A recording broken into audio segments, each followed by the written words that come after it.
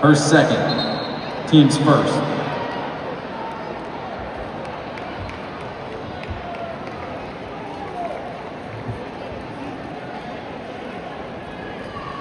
Hello guys, welcome back to the channel.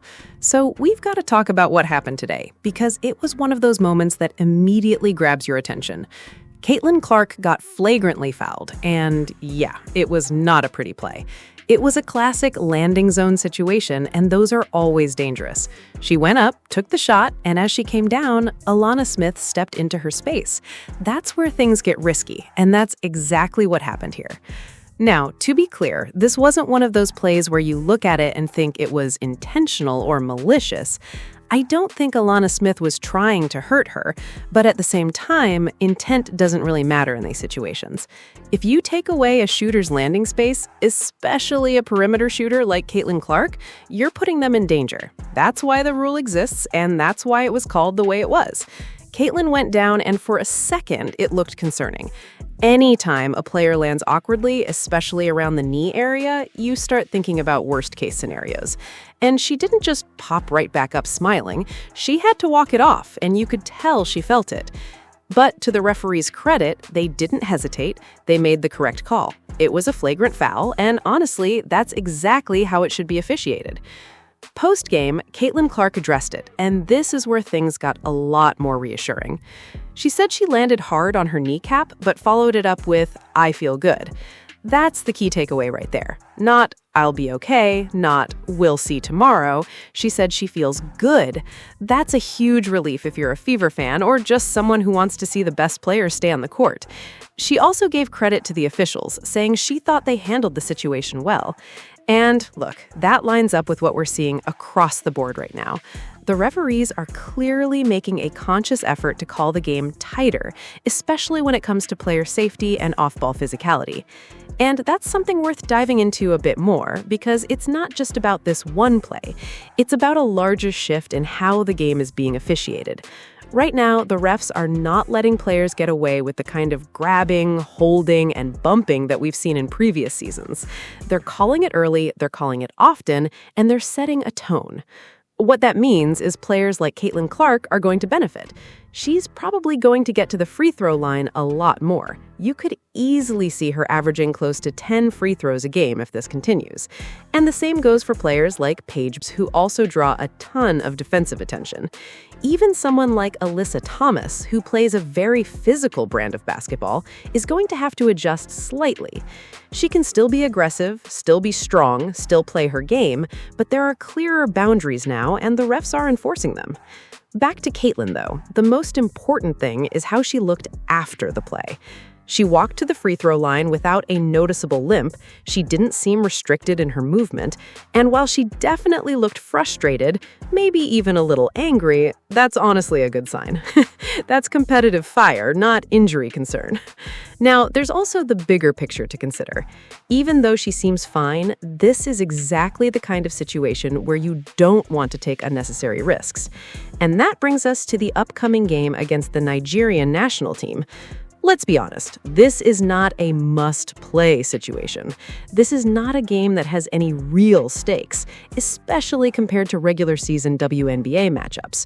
So the question becomes, how much should she actually play? In my opinion, you either sit her entirely or you heavily limit her minutes. Maybe you give her 6 to 8 minutes, just enough for the fans to see her, just enough to keep her rhythm. But there's no reason to push it beyond that. Today, she played 16 minutes and dropped 21 points, which is incredibly efficient. You don't need to prove anything in the next game. This is about long-term health. This is about making sure your franchise player is fully ready for the games that actually matter. And if that means being cautious in a low-stakes matchup, then that's exactly what you should do. Another thing that stood out in this game was how the team performed without her on the floor. And it wasn't great. The team managed just one field goal in 11 minutes while she was sitting. That's not ideal, to say the least. That one basket came off a steal, a play that had real Grand Theft Alvarado energy by Raven Johnson, which led to an open fast break layup. But outside of that, the offense completely stalled. And that just reinforces how important Caitlin Clark is to this team. She's not just a scorer, she's the engine. She creates opportunities, she spaces the floor, she forces defenses to react. Without her, things get a lot tougher. But again, that's exactly why you don't take risks with her health. You need her for the long haul, not just for one exhibition-style game. Looking ahead, though, there's a lot to be optimistic about. If the referees continue to call the game like this, tight on off-ball contact, strict on landing zone violations, it's going to open things up offensively. Players will have more freedom to move, more protection when they shoot, and overall, a better environment to showcase skill. For Caitlin Clark specifically, that could be huge. One of the biggest challenges she faced, especially as a rookie, was the amount of physical contact she had to endure. She was getting bumped, grabbed, and hit constantly, and a lot of it wasn't being called. And yet, she still produced at a high level. She still found ways to score, to create, to impact the game. She looked almost indestructible at times, like she could take hit after hit and just keep going. But by the end of the season, you could see the toll it had taken. That's why moments like today make people nervous, because we've seen what happens over time when that kind of contact adds up.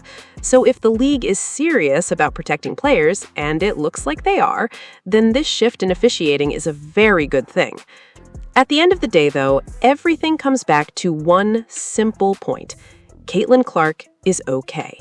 That's the headline. That's what matters most. Yes, it was a scary moment. Yes, it could have been worse, but she walked away from it, she feels good, and she's ready to keep going. I like the way the game is being officiated right now. I like the direction things are heading, and most importantly, I'm glad that Caitlin Clark is healthy and that the play was correctly called a flagrant.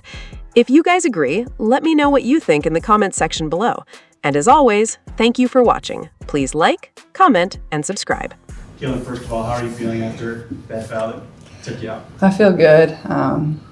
Obviously, I thought the refs did a really good job tonight on it, actually, and that's kind of been their focus going into this season is, I know there was a committee of people that really wanted them to start calling things, and I thought they did a great job of that. Honestly, I thought the refs were great, and yeah, it's a preseason game, so you're probably going to see more fouls called. I would expect the number to drop. I don't know how many fouls in total were called tonight, and at times it can make the game choppy, but I think overall it's going to improve the product. The players aren't getting held, and it was both ways. I thought they did a good job both ways. So, but overall, I feel fine. You were down, you were rubbing your knee, and then you moved a little bit. Is it your knee, your ankle? What exactly was bothering you? I just landed on my kneecap really hard. That second quarter, you guys let a ton of points. What did you see as the issues you guys had? Yeah, I think just, a little undisciplined, just soft defensively. We have to be more connected as a group. I didn't feel like we were very connected as five working together, and you're going to need to help your teammates. Defense is hard, especially when they get us in rotations, but also, our offense wasn't very good, and that's hard when you miss shots and turn the ball over to try to get your defense set and try to get to your matchup. So it's a little of both, but overall, we just have to play better defense. There's going to be moments where we miss shots, and there's going to be moments where things don't go our way. We have to find a way to play better defense, and we will. And, we're still learning, Mo and Mai, we haven't played with them. So I think our just connectedness will improve, and it has to. Caitlin and KK, what do you think Raven brought to you for the second preseason game? Yeah. Defensively, the energy, 5 steals tonight. Yeah. And I know she had steal game led to you, and she had it back over you. Yeah. I would say, she just brings that edge for us on defense. She's always winning that category in deflections. She make a turnover, she's going to get it back for us, and it's going to lead us to a score. So she's always being that defensive presence that we need in that energy on defense. Yeah, I'd agree with KK. We chart every deflection, so even if it's not categorized as a steal on the box, she's still getting that, and we're talking about that in the locker room, and that affects an offensive possession a lot. So, that's what she can bring to this team is that defensive mindset. She's picking up 94 feet every single time. She's bringing the energy every single time she's in. And, I think just her continuing to do that will be huge for us. Kind of building off that, Caitlin, Raven kind of joked at the media day that she asked you 1,000 questions on the first day of training camp. What's that relationship kind of been like as she's been asking questions and you kind of being moved into a little bit? Yeah, it all kind of happened so fast. I remember when I was working, the terminology is the hardest thing to kind of understand. The WNBA is a completely different style than what you play in college, and I think also coach, like there's veterans around or people that have played in coach's system for a while and that like she expects that of us to help the younger players and that's what we're going to do and that's what we want to do. And, that's the best way to learn is to ask questions. I still ask questions of coach every single day because I still need to learn and, trying to be that not only for Raven, but the rest of the rookies or the new people that are up to this team, whether you played in this league for 10 years or whether you've played in it none. Like there's people that are still learning our system. So just been trying to help her and she asks a lot of really great questions. And as a point guard, it's a whole nother load to carry as well. So just trying to help her in every way I can.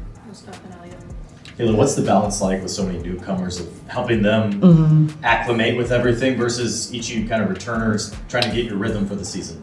Yeah, I mean, preseason games are always going to be a little bit choppy. And, our starting lineup is, obviously we have Mai and Mo in there that weren't a part of the Fever last year. And then you have me, which I missed basically all of our games. And then Sophie missed a good amount of our games too. So in a way, we're trying to build this like connectedness and this chemistry. And, while we don't have AB and Lex the last 2 games, I still think we can find a way to be a little bit better. And this is going to come with time. I thought we over dribbled on offense. Like the offensive side of the ball wasn't very good. Like there was just no flow to anything we did, whether it was offensively or defensively. But that takes time and we'll find that and we'll get that. And, you got to give people, some time to play with one another. And, I think we'll get back to practice and then we have a whole nother week to prepare for our first game, and that's going to be really, really important for us. Caitlin, Paige had 20, you had 19 in the first half. Mm-hmm. You say iron sharpens iron. How fun is it to compete against her? Yeah, I mean, that's what's so amazing about this league. Every single night you're going to go up against somebody that's really, really good. Every team is really deep, and obviously Paige is somebody that I've played against since I was, in middle school. So, I've known her well over the course of however many years it's been, and tremendous player, difficult to guard, takes what the defense gives her, plays with great pace. So obviously it's a challenge for anybody that has to guard her. She's a tremendous player, and she'll demand a lot of our attention next Saturday as well. Just for Michaela, just from your rookie season until starting training camp this year, how has your comfort level just increased? I would say I have a lot of confidence. I'm pretty confident when I'm on the court now. I got great PG right here beside me who Thanks, tells me who's able to, guide me into what I need to do, having that confidence on the court. It shows up in practice and having that 1 year under my belt now, I feel more comfortable out there, playing with great players around me, great teammates who's in my ear every single day, teaching me the things that I need to be taught and just improving every single day. And that's how my confidence has became this season.